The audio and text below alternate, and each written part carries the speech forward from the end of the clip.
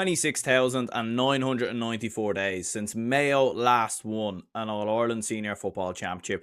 And the man they've brought in as the manager to hopefully end that long, long way for Mayo football is none other than Andy Moran. Good old Andy himself comes in as the Mayo Senior Football Manager. It is confirmed. Look, it wouldn't have been, look, as a neutral, as a Dublin fan, as someone who doesn't really have a huge affiliation with Mayo football, and more so as of a rival, look, and, taking that sort of aspect over and looking at it from a more neutral perspective, I would have thought someone like Austin O'Malley would have been a brilliant shout given what he'd done with Kula. I think even bringing back Stephen Rochford would have been a great shout as well. But look, Mayo football, without question, is in massive transition over the last couple of years. Like back in 2021, when they got to the All-Ireland final, beating Dublin in the semi-final and narrowly losing to Tyrone in the final, I thought that Mayo team were more than ready to win an All-Ireland over the next couple of years. Following on from the final in 2020, young players coming through like Ryan O'Donoghue, Tommy Conroy, Matthew Ruan. I thought this Mayo team were genuinely onto something. And when Kevin McStay came in as manager, I was thinking, right,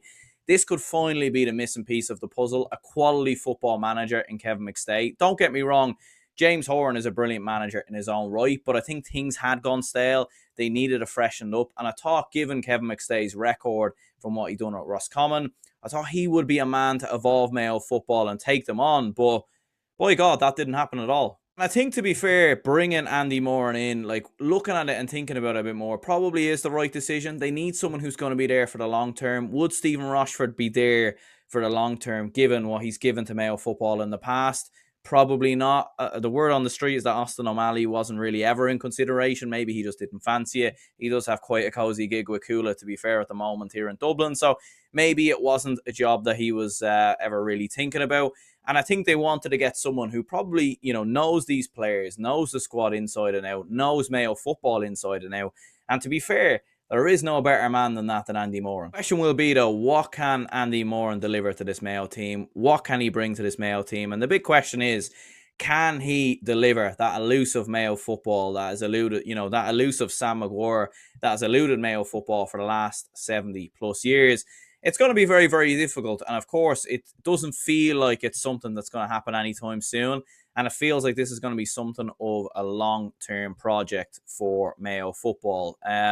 And Mayo in general this year has just been an absolute mess. I mean, on the pitch, things haven't been great, but off the pitch, they've been even worse. There's been a lot of news articles and reports and everything else about a lot of financial issues within Mayo football. And we're not going to discuss that in this video because I'm certainly no expert in regards to that. So we won't delve down that road. But if you look into it and you Google it, you can get some interesting information there. And I think the way they handled the whole Kevin McStay situation as well was nothing short of appalling, to be honest with you. Like, Kevin McStay had to step down as Mayo manager sort of halfway through the season, halfway through the championship, due to health struggles. And then, when the season was over, we found out that Kevin McStay would be essentially being sacked as Mayo manager, and they didn't even mention, his health struggles or anything like that. They didn't even say, like, best of luck or anything like that. It was a very, very poor statement, and very, very poor from Mayo GA, in my opinion, to have done that. I know they did since come out and apologise and everything else, and I think they released another statement after that or whatever, but I think the damage was very much done at that point. And then you're kind of wondering, like, right, who are they going to get in as a managerial appointment? Feels like a massive appointment because Mayo football does feel like it's in a bit of a crossroads. And look, as I've said in previous videos and everything else, I don't think Mayo football is a bad team. Like, I don't think they have bad players. You know what I mean? Like, a lot of these players played in the All-Ireland final back in 2021. They obviously have a good few experienced heads within the Mayo football team as well. And they have some cracking young players like Ryan O'Donoghue, quality forward, in my opinion, one of the best forwards in the game, and definitely a starlight and a bit of a star boy when it comes to this Mayo football team. I think midfield-wise, they're very strong. Matthew Ruan, I've always been very much a big fan of as well. We know what Aidan O'Shea brings to the table, and there is a big kind of Aidan O'Shea kind of elephant in the room question as well around his future as well. Like, will he be there next year? Obviously, Andy Moran and Aidan O'Shea, I'm sure, are good friends and everything else and know each other very well. But it is a question of, like, do you want to move on from him? Like, does this need to be like a new Mayo team that comes in? Do you try and get another year or two out of him? Look, I thought he, to be fair, played quite well this year in different stages. I just think, what you're getting with Aidan O'Shea at this stage, and whether you leave that to a player maybe coming off the bench, an impact sub, that's going to be interesting. Look, some of their other forwards, like they've chopped and changed a lot of forwards over the last couple of years. We saw Conal Dawson come into the team this year, and he looked quite bright in fairness. But a lot of forwards have come in and out, like James Carr was in the team for a couple of years. Tommy Conroy seems to have had a lot of injury issues in recent seasons, and can't seem to get back into the Mayo football team, which I think is a massive shame because he was absolutely brilliant for Mayo football when he first burst onto the scene. You've had players as well like Aidan Orme coming in now the side. So there's some interesting question marks around Mayo football in terms of what forwards will come into the team next season. Obviously, the under-20s look quite bright at times this year. So what players can Andy Moran integrate and bring into the team? It's going to be interesting to see. I think the big thing, though, for Andy Moran and for Mayo football is that Mayo football needs to evolve. Like Mayo under Kevin McStay, they played very much like the way that Mayo played under Stephen Rochford, under James Horan. It was a predominantly running game for Mayo football. It was actually a lot more slower under Kevin McStay than it was under James Horan. Under James Horan, it was a lot more explosive. It was a lot quicker.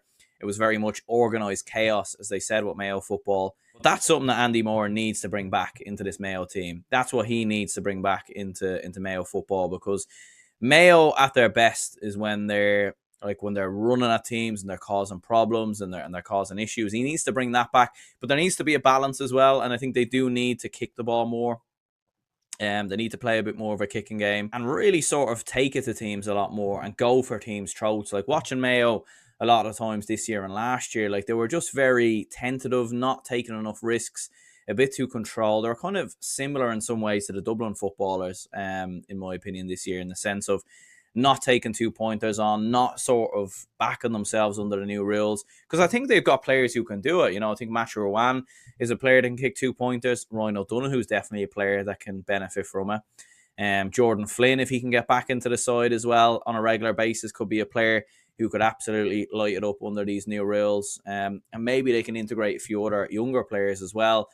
It will be interesting to see, like, could Cillian O'Connor come back into the side? Some suggestions maybe around that. I'm not entirely sure if we will see that happen. If we do see it happen, maybe it would be as an impact sub, but I'm not too sure if Cillian O'Connor does come back into the Mayo team. I think maybe the race is sort of ran there a little bit with injury issues and everything else. And I think they need to evolve under the new rules, absolutely. Like, that has to be a key sort of change for Mayo next year, is to really sort of take advantage of those new rules. And look, I think for Andy Moran and for Mayo, look, it will be a long-term project. I look at this as like a Kieran McGeeney at Armagh, when Pat Gilroy first went to Dublin, Pádraig Joyce currently at Galway. Like, this has to be viewed as not just 2-3 years. This has to be looked at as a 6, 7, maybe an 8-year plan for Mayo football to really evolve. There's going to be massive transition over the next couple of years. There's more players, I think, that will leave the team in the next couple of seasons. There will be retirements. We will see the likes of Paddy Durkin, the likes of Aidan O'Shea leave the panel. They've obviously been hurt by retirements in recent years. Players gone over to the AFL, like Oisin Mullen as well. So that's going to be a big thing for Mayo, is the sort of switch and the change. And look, it might get worse before it gets better. I think it could get worse in terms of some of those older players leaving. We haven't seen too many, other than the likes of Conal Dawson, we haven't seen too many sort of Mayo players make the breakthrough in recent years, last year, the year before. So I think that has to be a big thing for Andy Moran as well. Looking around the county, like Mayo, from watching Mayo Club Championship games down the years, like there's a huge amount of talent. There's a huge pool of players there that I think Andy Moran can pick from. And I think there is a couple of players there that he can look to bring into the Mayo team. And then with the under-20s as well, he definitely has to look at integrating a few of those players, because I think that's going to be the big thing now over the next couple of years, is ultimately building this Mayo team, sort of building in his style of play as well, and really trying to take it forward and building a team that can challenge for an All-Ireland at a minimum and win one. Because ultimately, that has to be the aim for Mayo and for Andy Moran, is to win the All-Ireland. There has to be. It won't be the aim next year. It mightn't even be the aim for the year after, but it has to be something that they're pushing towards and they're looking towards over the next couple of years, without question. Do I think that it will happen, though, that Andy Moran can lead Mayo to an All-Ireland? look, it's probably a question that can't really be answered today because we don't know. Like there's going to be probably a lot of changes within the team and everything else over the next couple of years. So it's a very, very hard question. What I would say is that we've saw some phenomenal Mayo teams down the years throughout the 2010s. Obviously, they went toe to toe with Dublin throughout the 2000s. Going back, many, many years, even in the 90s as well, it was a couple of great Mayo teams around then as well. And they couldn't get the breakthrough. They couldn't get over the line. Like looking at this Mayo team, at this moment in time, there just doesn't feel like there's enough there. And I think Andy Moran will have to bring through a few more players, in my opinion, to really try and take this Mayo team to the next level and to try and sort of evolve them and kick them on. Look, do they have the potential to do it? As of now, you would say no, but look, things can change very, very quickly in football. They absolutely can. And I think Andy Moran is a manager who will be around for the long term. He's a modern day manager as well. He's been around the likes of Leitrim, the likes of Monaghan as well. So he sort of applied his trade a little bit already. And I think he's a man as well who won't take, any bullshit as well, and I think he won't be afraid to make the tough decisions and the hard changes. And he is a man as well who I think will command the respect of the players. I think the players will play for Andy Moran. He will be able to get the best out of them as well. And even for some of the older players, he might be able to just tune out a year or two into them. But I think the first thing really for Mayo is to get back challenging, is to get back to an All-Ireland semi-final.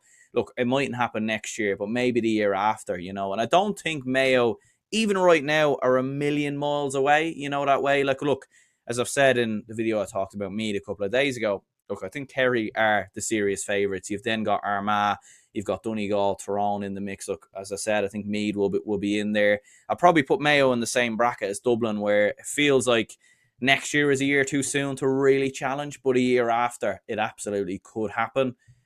But they need to build. They absolutely need to build. They need to make changes within the team.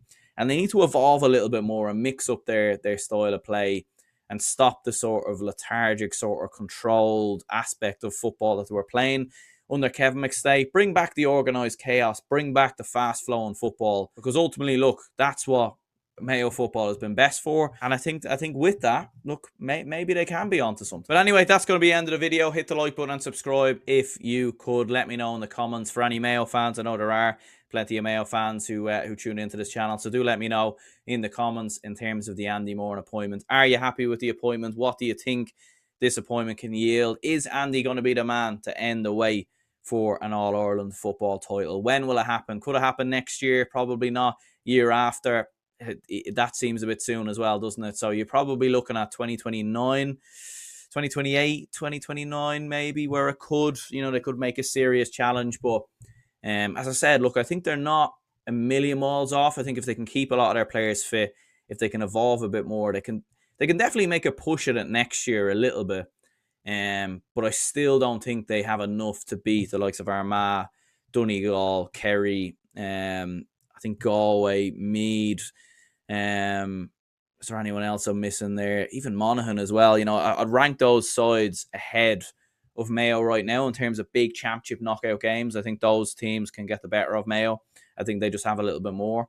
Whether that changes in the coming years, we'll have to wait and see. I think the big thing is to just introduce a few more fresh faces, just to kind of mixing it up a little bit, because I think that is badly needed for Mayo football. But yeah, hit the like button and subscribe if you could. We'll be back with more videos soon. We'll be discussing Armagh a little bit later in the week. We'll also be reacting to my predictions from last year as well, which weren't so good. So yeah, if you want a good laugh, make sure to tune into that in a couple of days' time. But yeah, we'll catch you all later.